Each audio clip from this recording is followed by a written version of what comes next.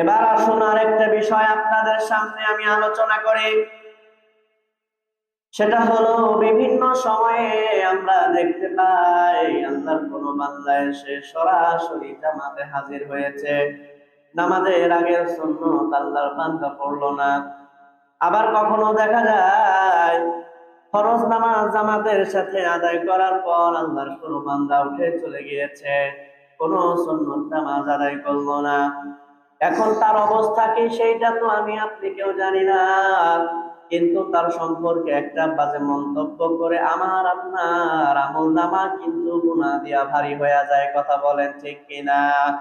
কারণ এমন হতে পারে আল্লাহর বান্দা সুন্নত নামাজটা বাড়িতে পড়ে এসেছে, এসে সরাসরি জামাতে শরীক হয়ে গিয়েছে, এমনটাও হতে পারে, আমি আপনি কিন্তু জানি না। আল্লাহর কোন বান্দা যখন উঠে চলে গিয়েছে, এমন হতে পারে ওই পরের সুন্নত নামাজটা আল্লাহর বান্দা বাড়িতে গিয়ে পড়েছে। তাহলে যে সে সুন্নত নামাজ আদায় করে সে জামাতে দাঁড়াইলো, কাজটা তো ঠিকই করেছে, ভালো করেছে। আবার ফরজ নামাজের জামাত শেষ হয়ে যাবার পর বাড়িতে গিয়ে আবার সুন্নত করলো, সে তো ঠিক কাজ করেছে, ভালো কাজ করেছে।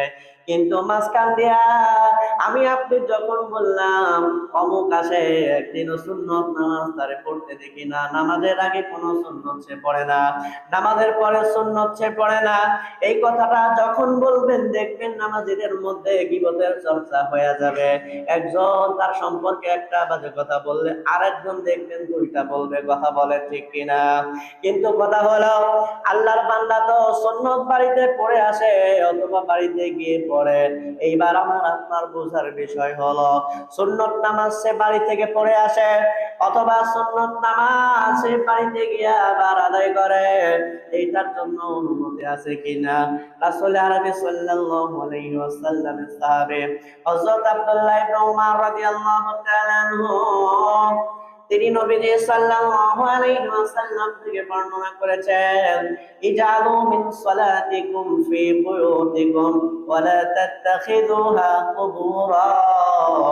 নবীজি সাল্লাল্লাহু আলাইহি ওয়াসাল্লাম ডাক দিয়ে বলেন, উম্মতেরা রে, তোমরা নামাজের কিছু অংশ তোমাদের বাড়িতে আদায় করো, ওয়া লা তাত্তাখিযুহা কুবুরা, তোমরা তোমাদের বাড়িকে কবরস্থান বানায়ো না, তোমরা তোমাদের বাড়িকে কবর বানায়ো না। ও মুসলমান, এই হাদিসের অর্থ হইল আল্লাহর নবী অনুমোদন দিলেন আমাদের কিছু একটা অংশ বাড়িতে আদায় করো, বাড়িতে কিছু একটা অংশ আদায় করো, এবং তোমার বাড়িকে তুমি কবর বানায়ো না। কারণ মুসলমান, আপনাদের আশেপাশের এলাকায় যতগুলো কবরস্থান আছে, এই সমস্ত কবরস্থানে কখনো লাশ দাফন করতে গিয়া কি দেখেছেন আল্লাহর কোন বান্দা কবরস্থানের ভিতরে ঢুকে নামাজ আদায় করে? দেখছেন কিনা? শুধু আপনাদের আশেপাশে নয়, বাংলাদেশের কোন জায়গায় পাবেন না।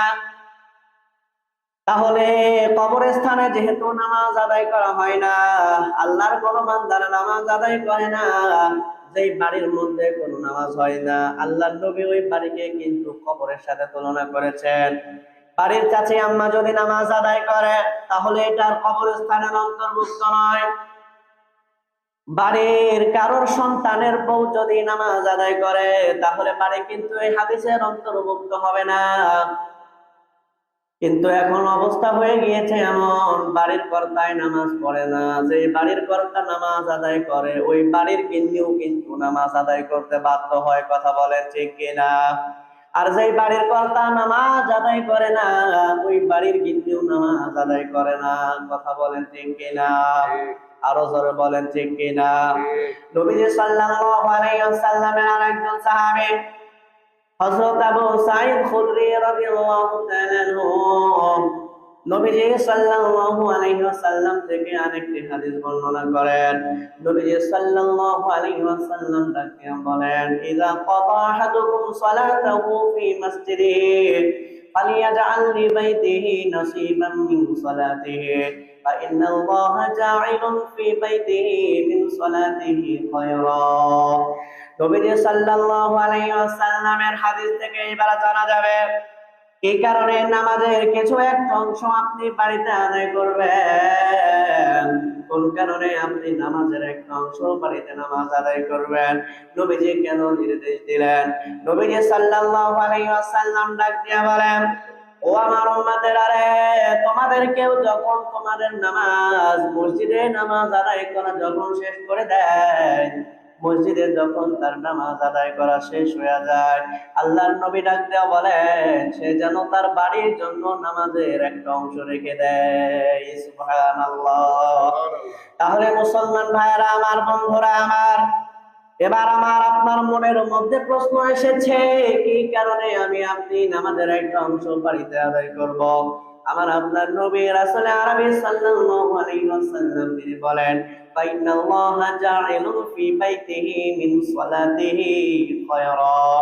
নবী সাল্লাল্লাহু আলাইহি ওয়াসাল্লাম বলেন, উম্মতেরা রে, যে সময়ে তোমরা নামাজের একটা অংশ তোমরা তোমাদের বাড়ির জন্য রেখে দিবা, বাড়িতে গিয়ে যখন তোমরা নামাজের একটা অংশ পড়বা, মসজিদেও নামাজ আদায় করতে আমার নবী বললেন, বাড়িতেও আমার নবী নামাজ আদায় করার জন্য বললেন। নবীজি সাল্লাল্লাহু আলাইহি ওয়াসাল্লাম বললেন, উম্মতেরা রে, কোন কারণে তোমরা বাড়িতে নামাজ আদায় করবা? কোন কারণে বাড়িতে নামাজের একটা অংশ তোমরা রেখে দিবা? আল্লাহর নবী ডাক দিয়া বলেন, উম্মতেরা রে, কারণ তুমি বাড়ির জন্য যেই নামাজটা রেখে দিবা, বাড়ির মধ্যে যখন তোমার ঘরের মধ্যে নামাজ চালু থাকবে, তুমি নামাজ আদায় করবা, তোমার ওই নামাজের কারণে আমার আল্লাহ তাআলা তোমার বাড়ির মধ্যে বরকত এবং কল্যাণ দান করে দিবেন। সুবহানাল্লাহ। বুঝতে পারছেন? আল্লাহর রাসূল বলেন যে নামাজ যখন বাড়িতে কিছু অংশ রাখবা, তুমি যখন বাড়ির জন্য কিছু অংশ নামাজ রাখবা, তোমার এই বাড়িতে নামাজ পড়ার কারণে তোমার বাড়িতে আল্লাহ তাআলা রহমত এবং বরকত নাজিল করবেন। আল্লাহু আকবার। তাহলে যেই বাড়িতে আল্লাহর রহমত বরকত থাকে, ওই বাড়িতে শান্তি অটোমেটিক্যালি থাকবে। আর যেই বাড়িতে আল্লাহর রহম নাই, আল্লাহর বরকত নাই, ওই বাড়িতে শান্তি থাকতে পারে না। তাহলে এই যখন আমরা বাড়িতে কিছু অংশ নামাজ পড়বো, এই নামাজটা আমার আপনার জন্যই কিন্তু লাভজনক, তাই না? আমার আপনার জন্য কিন্তু কোনো ক্ষতির কারণ হবে না। উপরন্তু আপনি যখন কিছু অংশ নামাজ মসজিদে পড়ে বাড়িতে গিয়ে পড়বেন, আপনি গিয়ে যাচাই করতে পারবেন আপনার গিন্নি নামাজ পড়ছে কিনা, আপনার ছেলে নামাজ পড়ছে কিনা, আপনার মেয়ে নামাজ পড়ছে কিনা, এইটা আপনি যাচাই করতে পারবেন। এবং এই যাচাই করতে গিয়ে যখন দেখবেন যে না, আপনার গিন্নিও নামাজ আদায় করে নাই, আপনার ছেলেও নামাজ আদায় করে নাই, আপনার মেয়েও নামাজ আদায় করে নাই, তখনও তো নামাজের সময় আছে, আপনি একটু চাপ দিলে সময় মতো তারা কিন্তু নামাজ আদায় করে নেবে, ঠিক কিনা? আর যখন আপনি নামাজ শেষ করে আপনি যখন কাজে চলে গেছেন, এদিকটা আপনার গিন্নিও নামাজ আদায় করে নাই, আপনার ছেলেও নামাজ আদায় করে নাই, আপনার মেয়েও নামাজ আদায় করে নাই, তারা দেখবেন ওই ওয়াক্তে নামাজই আর পড়ে নাই। হয় কিনা? কথা বলেন, ঠিক কিনা? কিন্তু যখন কর্তা শক্ত থাকে তখন গিন্নিও কাঁপে, কর্তা শক্ত থাকলে ছেলেও কাঁপে, কর্তা শক্ত থাকলে মেয়েও কাঁপে। কিন্তু যখন কন্যা নড়বড় তখন গিন্নি সুযোগ নেয়, যখন কর্তা নড়বড় তখন ছেলে সুযোগ নেয়, যখন কর্তা নড়বড় তখন মেয়েও সুযোগ নেয়। কিন্তু যখন কর্তা ঠিক আছে, বাড়ির সব ঠিক আছে, আর কোনো কথাই নাই, সেইখানে আর কোনো কথা বলার মতো কেউ সুযোগ পায় না। কথা বলেন, ঠিক কিনা? তাহলে মাঝে মাঝে রেগুলার না হোক, আবার কিন্তু কেউ এটা মনে করবেন না যে হুজুর মনে হয় মসজিদে নামাজ আদায় করতে না করে। মাঝে মাঝে যান, মাঝে মাঝে আপনি গিয়া আপনি একটু দেখেন আপনার বাড়িতে নামাজ আছে কিনা, আপনার বাড়িতে নামাজ আছে নাকি পিছনের দরজা দিয়ে পালাইছে, মাঝে মাঝে একটু আপনি যাচাই করেন। এই যাচাই করার দরকার আছে না? কিন্তু আমরা যাচাই করি কাকে দিয়ে? আরেকজনের দিয়ে। আরেকজনের বউ নামাজ পড়ে না, আরেকজনের ছেলে নামাজ পড়ে না, আরেকজনের মেয়ে নামাজ পড়ে না, আরেকজনের দাদা নামাজ পড়ে না, এইটা নিয়ে আমাদের মাঝে খুবই খবর থাকে। আমরা খুব দেখাই, আহারে এত বয়সের মুরব্বী, এক পা কবরে এক পা উপরে, এখনো সে মসজিদ চিনে নাই, এরকম বলে না? অনেক সময় বলে। কিন্তু এই চিন্তাটা অন্যেরটা না করে বুদ্ধিমান নিজের চিন্তা আগে করে। কারণ আরেকজনের ছেলে নামাজ পড়ে না, এই হিসাবটা আপনাকে দিতে হবে না। আরেকজনের মেয়ে নামাজ পড়ে না, এই হিসাব আপনাকে দিতে হবে না। আরেকজনের গিন্নি নামাজ পড়ে না, এই হিসাব আপনাকে আল্লাহর দরবারে দিতে হবে না। কিন্তু আপনার গিন্নি যে নামাজ পড়ে না, এই হিসাব আপনাকে আল্লাহর কাছে দিতে হবে। আপনার ছেলে নামাজ পড়ে না, নামাজ আদায় করে না, এইটার হিসাব আপনাকে দিতে হবে। আপনার মেয়ে নামাজ পড়ে না, এইটার হিসাব আপনাকে আল্লাহর কাছে দিতে হবে। তাহলে এইবার বলেন, আমাদের চিন্তা করা কাকে নিয়ে দরকার? নিজেকে নিয়ে না অন্যকে নিয়ে? নিজেকে নিয়ে। কারণ নিজের পরিবারে কোনো আপনার কোরআন হাদিস বিরোধী কাজ হবে, এটার জন্য হিসাব দিতে হবে। নিজের পরিবারে কোনো অশ্লীল কাজ হবে, এটার হিসাব নিজেকে দিতে হবে।